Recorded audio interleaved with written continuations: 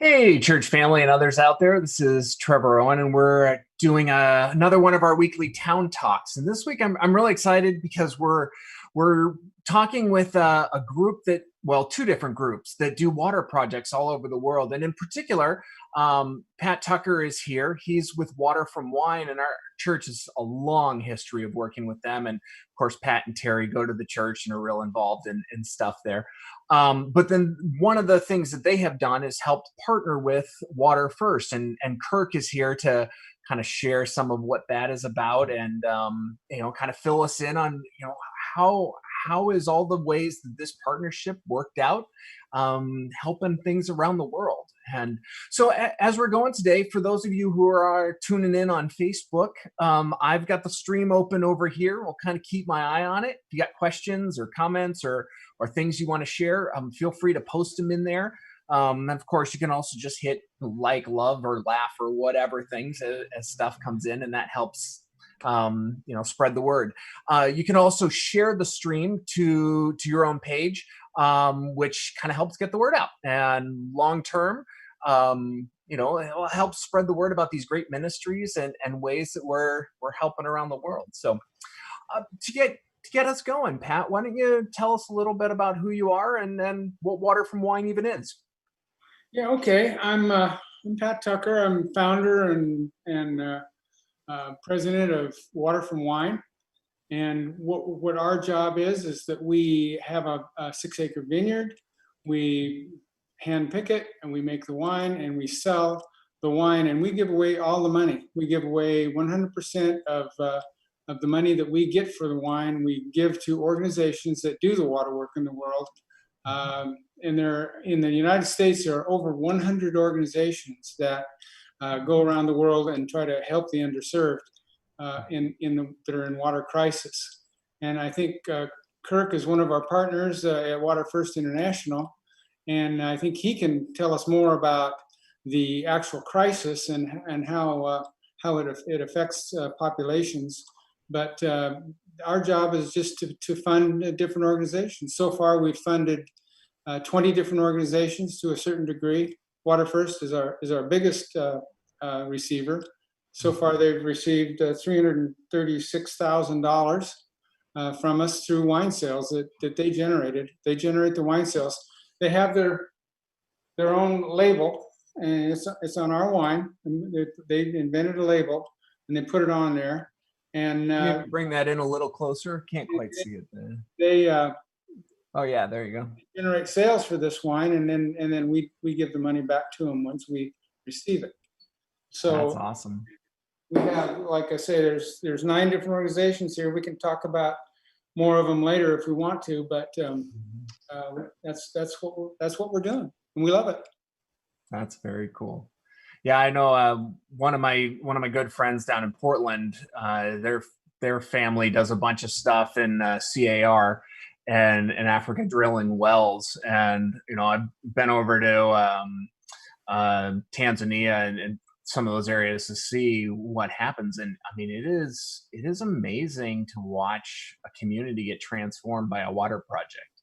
And we can talk about the details of that in a little bit, but Kirk, why don't you tell us a little bit about Water1st and what kind of projects you guys do? All right. Well, thank you for having me here tonight. Really appreciate the opportunity to share with you all what we're doing on the Water1st side. Water1st is a nonprofit organization based in Seattle. We're about 15 years old. We got started in 2005, and we do water projects in Honduras, Ethiopia, Bangladesh, and Mozambique. We're a very grassroots group. So our focus is to build a community of concerned individuals who want to end the world water crisis, and then we guide that community of people to do simple, effective actions that will save lives and transform communities around the world. So that's sort of our approach. We've helped about 236,000 people to date get access to water, toilet, hygiene, education. It's important that you combine all 3 of those elements to really have the health impact that you want to have. So all of our projects include that, and Water from So Wine is water, toilets, excellent projects. Yeah. So water, toilets, and hygiene when you guys do a project, not yeah. just. It's not just drilling a well. It's making sure that people wash their hands frequently. It's making sure that people have clean water to wash their dishes, their clothes. It's great to have water to flush a toilet so that human waste doesn't cycle through your community and keep getting people sick. So it's a fairly complex problem. There are great diagrams out there showing how disease is transmitted, and you gotta block all the pathways of transmission. So it requires more than just drinking clean water. You have to do a lot of different activities to interrupt all those pathways. Right. Well, I mean, that is definitely one of the visions of our church too. I mean, we've done a lot of partnership work down in Honduras, and I've done quite a bit internationally through Mission Catalyst. And the goal is always, how do you help educate and teach the community how to do different, not just pick one little tiny thing and solve that little need. And that sort of holistic idea is really important. And that's part of our church philosophy too. I mean, the reason we partner with great organizations like Water from Wine, as well as all the other ones we've been doing these town talks on, is because our church can't solve every problem by ourselves. Yeah. And it's through partnership, right? So Pat, tell us a little bit about how you came up with Water from Wine, or where that idea came from and how it got tied into our church. Well, really, the short answer is it was God's idea.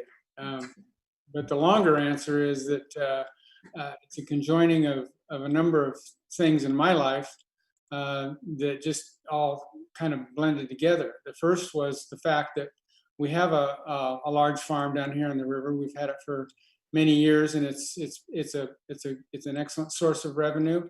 We wanted to do something with that extra funds that we have. And back in '96, I guess that was 24 years ago, I was kidnapped and held for ransom for 18 hours. And during that time, I did find Christ, and it just became a kind of focal point of my life for a time. The other thing is that we did decide to plant a 6-acre vineyard about in the mid 2000s. And the 6 acres is a really small amount of acres for a farm our size. And so over the years, we neglected it, and I'd drive by it, and I'd think, well, we should tear that out, or I should sell it, or and then I got the idea, well, if I did something good with the money from that vineyard, maybe I'd take better care of it. And that's in fact what has happened.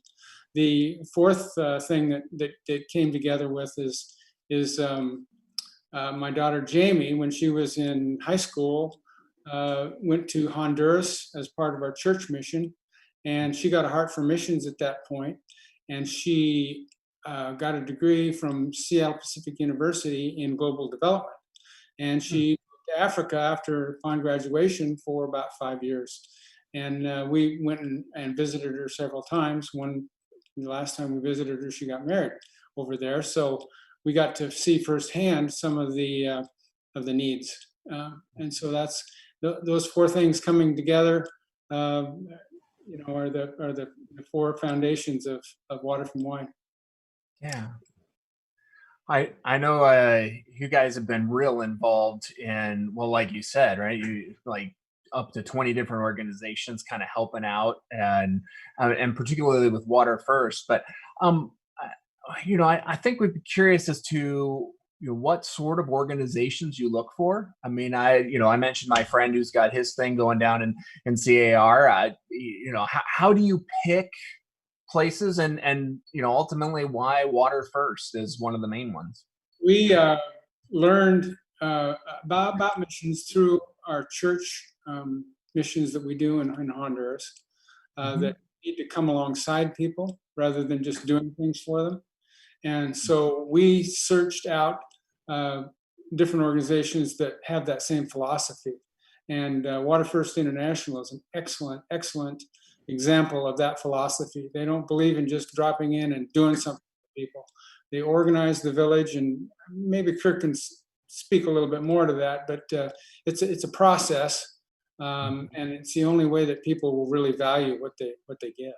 And so that's the kind of organization that we look for. Very cool. Yeah, Kirk, do you wanna talk a little bit about sort of that holistic philosophy and what your approach is, and why you guys are special, I guess?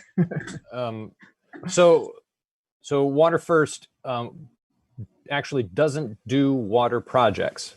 Our expertise is at identifying local organizations that do excellent water projects that integrate the three things I talked about before: water supply for the home, toilets, hygiene, education. So we're looking for Hondurans in Honduras who have solved this problem in their context, and they're able to then, they have the cultural, the legal, the language skills to work with a number of communities. And so I'm not involved in constructing any projects. I'm involved in managing these partner organizations that we have to complete excellent projects in their community. So in Honduras, for example, that organization that we're a partner with has done over 250 projects at community scale projects in their region. And they're phenomenal at getting the job done. They can do 10 projects a year, and you can go back there in 25 years and they'll all still be working. So our approach is to do a really comprehensive job of solving this problem. So make sure that people have enough water to do all the hygiene needs they need, not just drink, have toilets, do the hygiene education. And we want to do projects that last a long time. So the only way to do that is to pick a local group that is successful at doing that has a track record of completing these projects that last and last and last, because the community has ownership of it. Right. Which makes a lot of sense. I mean, we've been to some of the villages and stuff that we've helped with in years past down in Honduras, and you go back later and we put in water filters, but then they decided at some point that the sand was bad or whatever, and they just poured it out on the ground, and and now they don't have any water filters anymore, and nobody was there to say, hey, actually you need to keep that in there, and so all the work just kind of over time goes away. And so it's cool to hear that you are trying to intentionally partner with places to to make sure that it stays sustainable and connected and educated. That's really good. And part of the philosophy is understanding that local community is really rich in human resources. So these are smart people. They're not poor because they're dumb. They're poor because they're poor. And if you invest in them, then they finally have a chance to exercise their talents and develop their skills. And if you really invest in them, then they will turn around and with pride move their community forward. They'll keep that water system going, and then they'll look for other ways to apply these new skills that they've developed to improve that community's life. So it's a joy to go back year after year and see what they've accomplished next. Yeah, absolutely. Very cool. So Pat, you talked a little bit about the organizations that you try and intentionally partner with. What are some of the places around the world that you guys have helped out? Oh, wow. I can't even begin to name them all, but I know that there's a little girl in Portland that raises money to send to Nepal, and they sends these filters, these straws that have filters in them to filter out some of the bacteria and different things that's in the water in Nepal. And that's her thing. And we've got a group of Gravity Water. Let's see. Gravity Water. Now, Hillspring has partnered with Gravity Water in Puerto Rico. And Okay. their thing is that they develop rooftop rainwater harvesting on rooftops. And Okay. so they were working in Puerto Rico when we met up with them. They do a lot of work in Vietnam, and we've do one group in Southern California they've got a goal of having every, oh gosh, I can't remember the country. It's Southern Africa. But anyway, this one country, they want a well in every village by the end of, I think, 2025. They pick Wow. a country that they think they can manage that with. And so they raise money through educating school kids. They do a program in schools, and the kids donate money, and they get their parents to donate money, and that's how they do it. But anyway, let's see, what's their name? Yeah. Which, I mean, so obviously you've got the bottles of wine that help generate, but it also looks like people can donate. I mean, if you've got kids helping out, they're certainly not buying a 2015 bottle of Cabernet Sauvignon. No, they donated to that organization. Yeah. Yeah. And so kids can, or schools or groups can just pitch in and help in a variety of different ways, which is really cool. Donations. We are a 501c3, so we accept donations, and we have a number of small donations. But also we have a program that we call sponsor a row. And so what we ask people to do is to sponsor all the cultural costs and winemaking costs for one row. In our vineyard, we've got 30 rows. So for $3,000, it covers all the fertilizer and all the winemaking and everything that we do out there, the pruning and all the operations that we do for $3,000 a row. Somebody can sponsor that row, and on the end of the row, we put a sign. And that's their row. And so far we've got about 21 of these. We've got more, and it's been real fun to go around and talk to people and try to get them to donate. I've got about a 50-50 record of raising the $3,000 from different people, and it's been a great experience. I hate doing it. That's a good record. I hate it. 50-50. I hate it. Well, we'll talk a little bit about how our church goes out and helps out there with harvest and different stuff. But I have been out there and seen those rows lined up and like, oh yeah, we're working in the Callie's group today or whatever. So I do know for businesses and stuff, it's a way to, just meaningfully help. But so now, Kurt, you had said that your experience with Water from Wine is that it's a really unique organization in the way it collects funds and distributes them, and how that's helped you. What do you mean by that? Like, explain that a little bit. Thank you for asking that question, because Water from Wine is really special. This is a one-of-a-kind organization. So we have all kinds of relationships with groups that say, oh, we'll share 10% of our profits. We'll share, a little bit of this with you. Water from Wine gives you $30 for every $30 bottle of wine you sell. And it's an amazing wine. So it's an easy sell. So this is just like, oh my gosh, this is not real.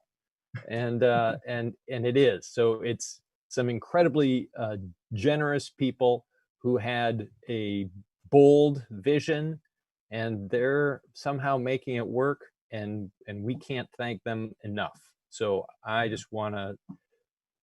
wish I could hug them every day. Well, not right now. Wait till COVID's over. Every day after COVID is over. Right. Twice a day. That's great. So it's an amazing group. Yeah. Funny that he would talk about the quality of our wine, because we just got word today that we submitted four of our wines to Seattle Wine Awards, 4 of our Cabernet out of this vineyard, and we got 3 double golds. Wow. the other was a gold. And so let me explain a little bit about what a double gold is. There are four or five judges that judge each bottle that's submitted.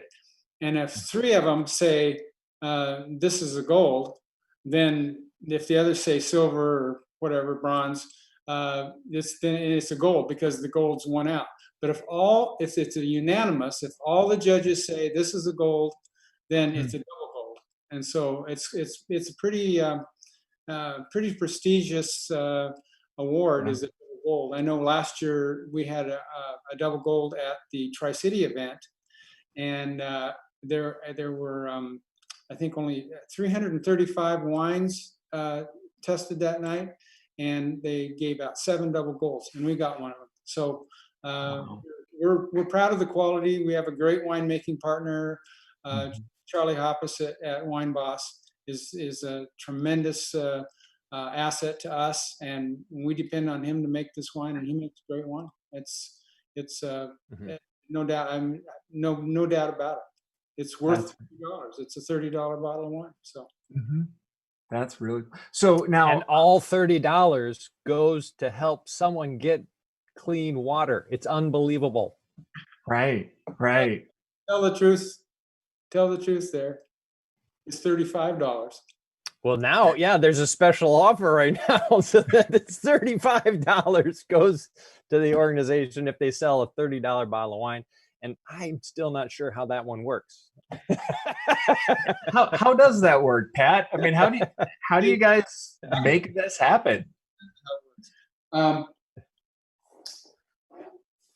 We as an organization, as Water from Wine, have pledged that every time we sell a bottle of our Cabernet Sauvignon out of our vineyard, we give all the money away. Well, we sell them under our own label also. So we have to decide where the money from our own label goes.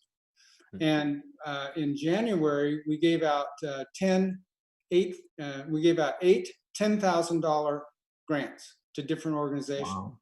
We gave out $80,000 in one day. Well, the board came to a decision that we can up the price or up the give on each of the bottles that the organizations are labeled on. We can do that, and so for every bottle that we sell on our own, we can cover 6 bottles of our partner organizations' sales. So that's what we decided to do. And I don't think that's going to go away. I think it's going to be permanent. But I don't see any reason. And this is going to help. I know Kirk's organization has a person that spends a lot of time, and I'm sure she's paid. So anyway, this will help offset that cost. And some of our other organizations we have to ship to, and that'll offset the shipping costs. So it works all the way around for everybody, not only for them, but for us too, because we generate this fund, and it just sits there until we decide where to put it. And so we decided, let's put it to the people who are doing the work of getting out there and getting their labels sold. So anyway, that's really cool. We sell all the labels in our Leavenworth tasting room also. We have this display, and people can look at them and look them up or find one that they're familiar with and buy that bottle. But it's a great. That's an incredibly generous model. They're in Spokane, and it's just a great awareness gift. For one thing, I mean, people that support Spring of Hope can buy this in cases and give it away for Christmas presents, and they say, "Oh, look at this is our organization. This is what we do," and it's just I don't know, it's kind of fun. Businesses like to give them away as presents. You know, like we've had some real estate agents that would buy cases from us, so when they sell a house, they'd give a bottle of wine to whoever buys the house. So there are a lot of interesting ways to package it, to sell it, and everyone who gets involved knows I'm helping people who desperately need clean water to get clean water by purchasing this wine. And and it's a terrific wine. So how can you not feel great about it? Yeah, absolutely. That's really cool. So I just want to remind people who are on Facebook, if you guys have any questions or things that you want clarified, feel free to jot them down out there. I see a number of you signing in. And so, hi, Becky and Trisha and Peggy and Brian and Lindsay and different people who are logging in. So feel free to ask away if you have a question on that. So Pat, kind of back to our partnership with Water from Wine with Hillspring. I know that there's a lot of volunteer and a lot of connection there that does help keep the costs down. Do you want to talk a little bit about how that partnership sort of developed and what it looks like? Sure. It's been an organic type of growth there. Originally, I didn't think that I wanted to really tap into the church's resources or compete with their need for volunteers. And so originally, I just didn't think that was going to happen. But as it turns out, when we went to harvest and our friends found out that we were getting volunteers for harvest, they all wanted in. So at that point, we said, great. And our first harvest, we had 45 volunteers, I think. And they were almost probably 2/3 of them were from the church. And this last year we had, I think, 140 volunteers. Wow. Harvest, and probably half were from the church also. And it's been fun. It's a fun time. You've been there. Oh yeah. And we have a group that comes in the morning fairly early, and they pick until noon, and then they come to the lodge and we have a lunch for them. And then there's another group that comes in the afternoon. So each group picks about 4 hours, 4 to 5 hours each, and then they get a meal and we send them on their way. But it's just fun to see those bins fill up. The grapes are beautiful, and people sort out all the leaves, so there's no leaves in them. And at the end of the day, we've got a big trailer full of grapes to send to Richland to have made into wine. But we have partnered with the church on projects too. I mentioned the Gravity Water Project. We funded that as one of our things that we did. And I don't think we've sent any money to Honduras yet. I'm not sure. I can't remember. I don't think we have, but we're certainly willing to. Yeah, we were talking about that, Ojo de Agua, the village that we've been working with down there. And I know you guys had talked about, helping out with that when the community and the time is right. So we'll keep you on the short list for talking about that. But yeah, I had the chance to go out for the first time. My wife and I are new to the area and the church within the last year and a half or so. And so for the first time, I got to go out last September and help with the harvest. And it was a ton of fun. I mean, there were a lot of people out there, and I certainly wouldn't make the morning one. Anybody who knows me knows I'm not an early morning riser, but the afternoon was a blast. And then just hanging out at the lodge and, hey, it was a lot of fun, and then you kind of have that sense like this is for a good cause and impacting lives all over the place. Kirk, speaking of impacting lives, it's one thing to say, yeah, a community needs a water project or a sewer project or something, but do you want to tell us a little bit about what that actually looks like on the ground? And when we say, okay, yeah, you need water, but I mean, what do we mean by that? And what are the situations actually like beforehand and then after? All right, that's a good question. There are really two major reasons why you do a water project. The first is the health benefit, because if you're in a community that lacks access to clean water, that is going to be the number one cause of illness in your community. You're going to have frequent bouts of diarrhea, particularly with children. They will be life-threatening. So if you look at if you look at these communities and you look at how diseases play out, they suffer from all kinds of diseases that we don't even have here in the United States because we have clean water, because we have toilets and a sewer system, and we have enough clean water that we can turn it on anytime we want. We can even use it to grow plants around our house. So these are all things that they need too, and it's critical for their health. And as we are all experiencing COVID, and we hear the message, wash your hands frequently. Well, what if you didn't have access to clean water? So you didn't have enough water to wash your hands. Then you're that much more susceptible to, this disease too. Now, the second aspect of this problem is the burden on women. Because if you don't have water in your community, if it's not piped to your house, then you have to walk somewhere to go get it, because you can't find a substitute for water. There is none. Mm-hmm. So in these communities, women are walking half an hour, maybe, or 2 hours, or multiple times a day to a stream, to a pond, to a puddle. They're collecting dirty water, bringing it home, and then rationing it out carefully, because if you spill it or if you waste it, then they have to make another hard physical trip down to the water source to collect water. So women's productivity is devastated by this problem. So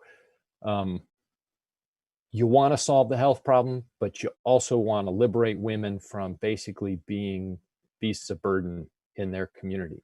Mm-hmm. And the way we do that is through providing household water supply, finding a water source, making sure that's a clean water source so that they can drink it, use it for whatever purposes, and then bringing that right to their homes.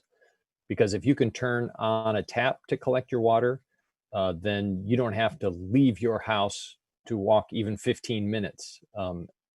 Because even a 15-minute walk is going to diminish how much water you use as a family.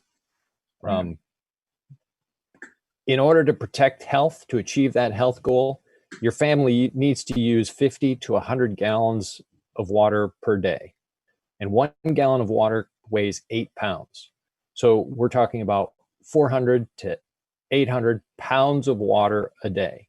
Wow. And nobody can physically carry that, even 100 meters. They're not going to do it. So if you don't pipe water to people's houses, then you're not going to achieve that health goal that you're shooting for. Mm-hmm. And if you don't pipe it to their houses, well, women are still going to have to walk a certain distance and wait in line, or devote some of their precious time to that water collection. Right. And women are your most important operators in your local economy there. Investing in women produces more economically and for the family's benefit than investing in men. Quite a bit of resources are already invested in men, so it's so they're starting to have diminishing returns on what's invested in what a man is working on, but very little is invested in women. So there's a lot to be gained by investing in them. Mm-hmm. Water invests in women. So kids are going to school now more. Right. Someone is home to be with the kids. In some of these communities, mom has to leave a 3-year-old at home alone for 2 hours while she goes to collect water, because I can't carry water and a 3-year-old kid. And there's a lot that can happen to a 3-year-old kid left alone for a couple hours every day in their community. Mm-hmm. There are a lot of kids you'll see, burns on them. And, well, they got into the fire. You think, how did they get in the fire? Oh yeah, mom's not around a couple hours a day. So really focusing on the needs of those women, getting water to their households is one of our primary focuses. And we're actually one of the few organizations that do that. And one of the things we're trying to do is raise awareness of what's the bottom line here. What is the minimum that you really should do. And we think it's household water supply and flush toilets. And that's what's going to accomplish what you want to accomplish in that community. So, yeah, I've seen those, the crowds of women that go down to get water. I mean, when we were in Kenya, right? They were up on top of a hill, and I mean, they walk down the hill with a 5-gallon bucket and down to this little stream, and walking back up, I was huffing and puffing by the time we got to the top, and I wasn't even carrying an extra 40 pounds of water on my head. And it's always carrying the water up. Yeah. Yeah, exactly. Water flows downhill, so you're always carrying it up. Yeah. And just the amount of time, right? I mean, they were making dinner for us, and it's like they got to go spend an hour walking down there and coming back up. And just, I mean, you think about if you had to set aside an hour of your day just for that, what possible improvements could you make if you had an extra free hour a day? As a matter of fact, I am engaged in a challenge right now where every day I walk down to collect water for the month of June. And I can't wait for June to be over, because every day about this time, I'm like, oh my gosh, I still need to go down and collect water. Wow. So imagine that's your life. Right. Right. I mean, that's why we're doing it, because we're reminding ourselves, hey, you don't like doing this. So work hard so that people don't have to. Yeah. Well, Pat, I know we'd asked you, some of the places that you've worked around the world, the countries. Lindsay online here had asked, Kirk, how many countries has Water1st been involved in helping? So we have, right now we're working in Ethiopia, Bangladesh, Honduras, and Mozambique. And in the past, we have projects in India, but we're not doing new projects in India. And we're looking for a new partner in Africa. So we've been involved in 5 countries, and we're hoping to have a 6th Very cool. location. The key is finding that really skilled local partner. So we're searching for a new partner organization to work with. Yeah, very cool. And then, real briefly, I know you had a picture and, a particular story you wanted to tell us about. Do you mind doing that? Sure. So just to personalize, share this. So what does water accomplish? One of the stories that continues to motivate me is the story of Maria Padrina Alberta, and on the right there, she's the one who's holding all the basket of tortillas. But she lives in the community of San Bartolo, and they did their project in 2015. So on the left, she was still working.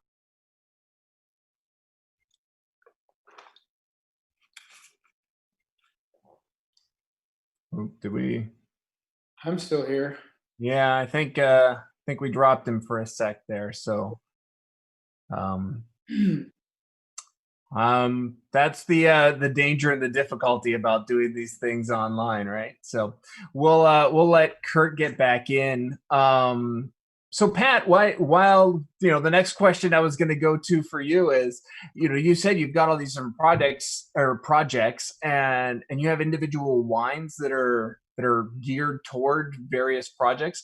What are the varietals you have, and how does that process go about? Well, the only varietal that we have that we raise right now is Cabernet Sauvignon. That's the 6 acres. We can make 1,000 cases of wine off of 6 acres.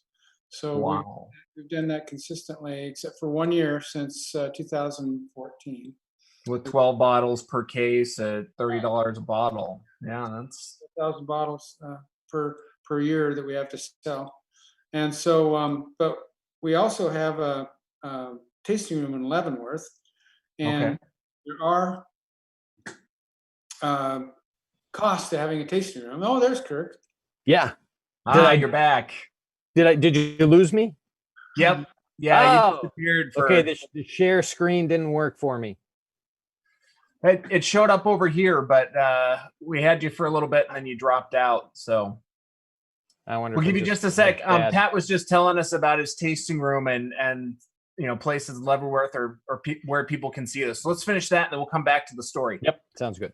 We have we have 5 different wines that we sell in our tasting room. Only one of which, 2 of which we make. And we make a rosé out of our Cabernet Sauvignon. So we sell the rosé in the cab, and we donate the money from those. But we have Chardonnay, Pinot Gris, and Sauvignon Blanc that we also sell, and we source these wines from other wineries that have excess wine, and so we have a good opportunity to make sure that we have good wines to sell, and we use the margins on these to fund our marketing program in Leavenworth, and because we do have a tasting room manager over there, and we have so the profits on these, and also I don't see it. We have a Red Mountain Cabernet Sauvignon that we sell. It's a real high end. It got a double gold Seattle Wine Awards also.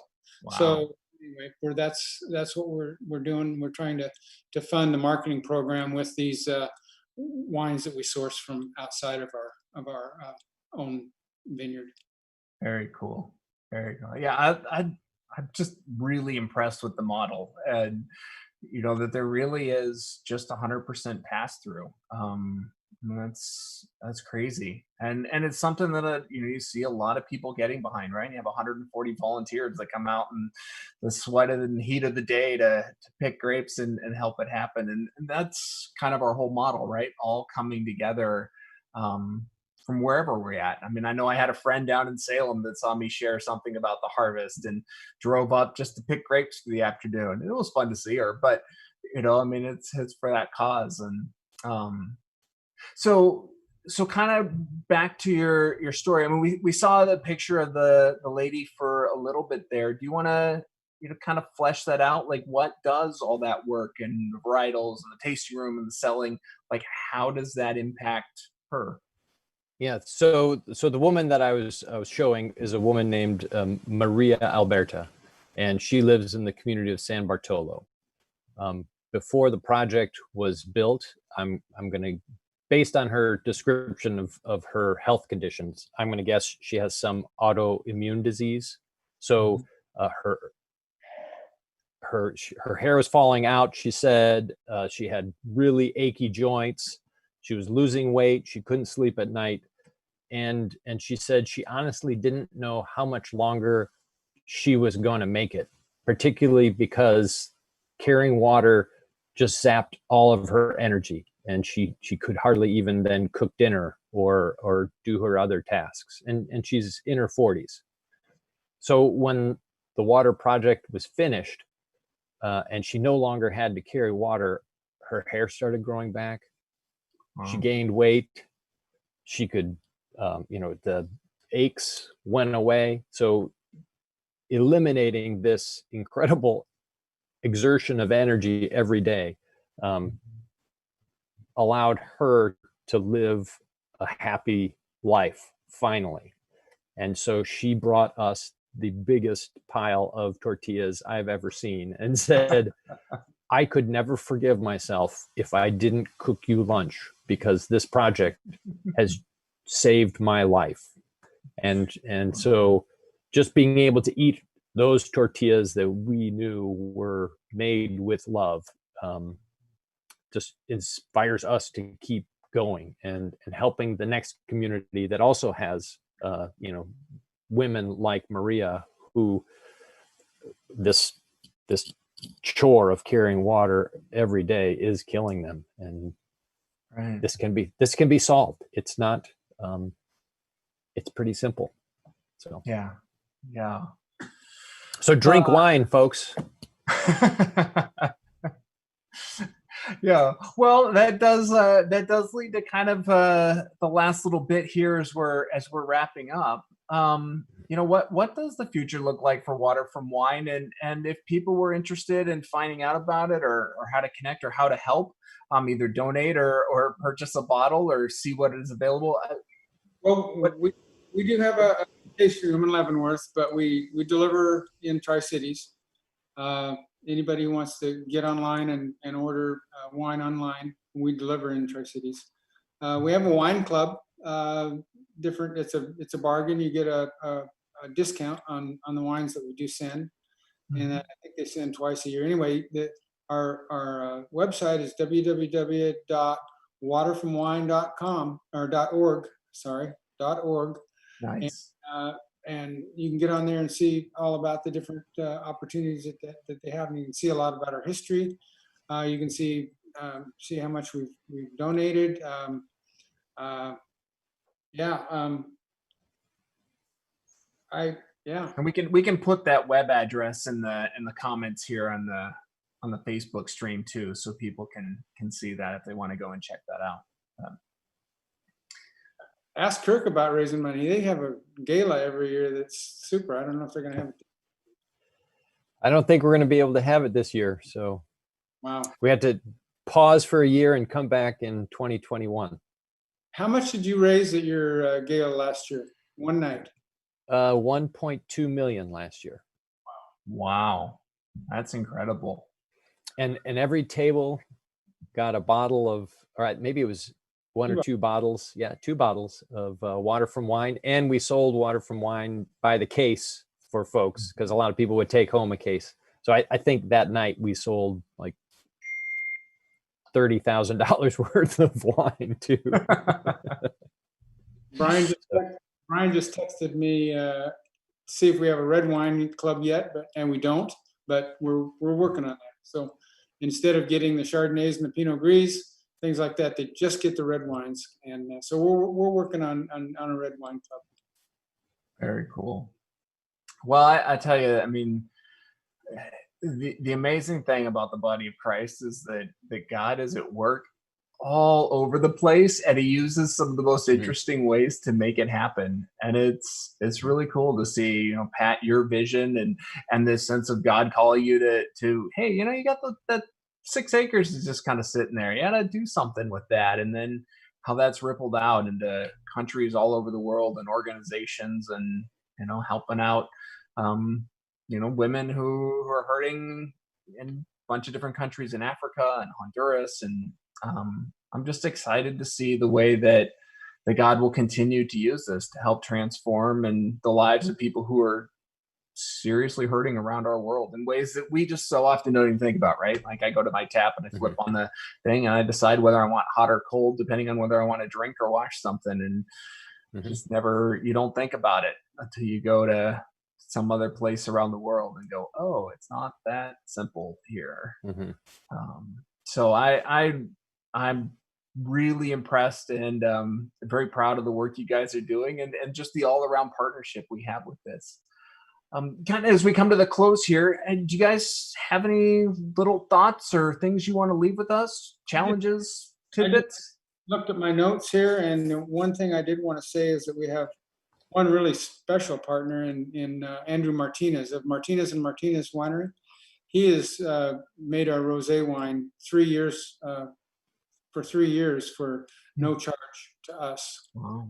And we bottle it and sell it. And it's a very good rosé if people like that. And I just would encourage people to go to our website and see what's available and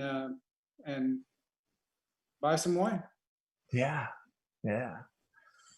Very cool. Kurt, did you have any closing thoughts or things you wanted to leave us with? One thing that Water1st does that's sort of unique is we have what we call the water tour. And that's where we bring supporters with us to Honduras or Bangladesh to see the projects in action. So if you're someone who is really interested in this issue and wants to get to know more about the challenges and the solutions, you could always look us up and join us for a water tour where you'll spend a week with our partner organization and see how they implement their projects in communities in urban Bangladesh or rural Honduras. So I think they're really rewarding, and I mean these you grow a lot on these trips just by being exposed to very, as you were saying before, very different living situations than what we're accustomed to, and seeing how much can be accomplished by working with communities to build a water project and prepare that community to keep that moving forward in perpetuity. Absolutely. Yeah. So, I've never been to Bangladesh. That sounds fascinating. that is a fascinating trip. And Honduras is amazing, but Bangladesh sounds really interesting. Urban Bangladesh, this is the most densely populated country in the world, and the urban areas are just packed with activity and color and vibrancy. It's a fascinating experience. That's really cool. Yeah. Well, and not to jump on the bandwagon with you, but with Mission Catalyst and then Hillspring, we usually do. We're all on hold now, but we usually do 3 or 4 trips a year to places where water shortage is a huge issue. And I do know we'll be going back to Ojo de Agua in Honduras and working there, and good. Other possibilities. So people can also sign up. Now that wouldn't be specifically a water tour. That would be some kind of a service. But that's a great experience. That's a great experience for anyone to leave their comfort zone and see how 2/3 of the world lives. Right. Well, with that, thank you guys so much. I'll close us in prayer here. But man, I love the work that you are both doing in your organizations and how you're continuing to partner. And certainly Hillspring is really excited and proud to be involved in that, and kind of help promote that and help your work continue. So let me close this in prayer.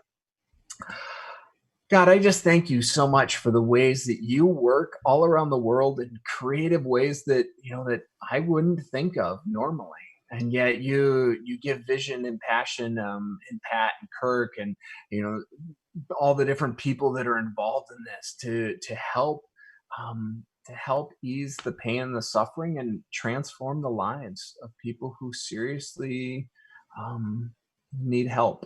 And so, God, I pray that you would continue to inspire us. I pray that you would continue to bless these ministries and help them to expand and to do your work. And God, we just give you thanks for your creativity, for your presence, for your love, and for your calling for each of us.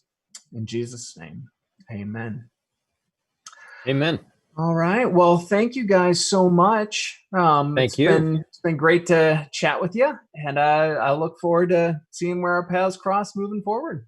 Maybe we'll meet at a harvest. Very nice hat. Yes, you can check out Water from Wine and get a hat too. So, all right, Facebook land. Thank you so much. Have a great night, guys. Thanks, everyone. Help. All right.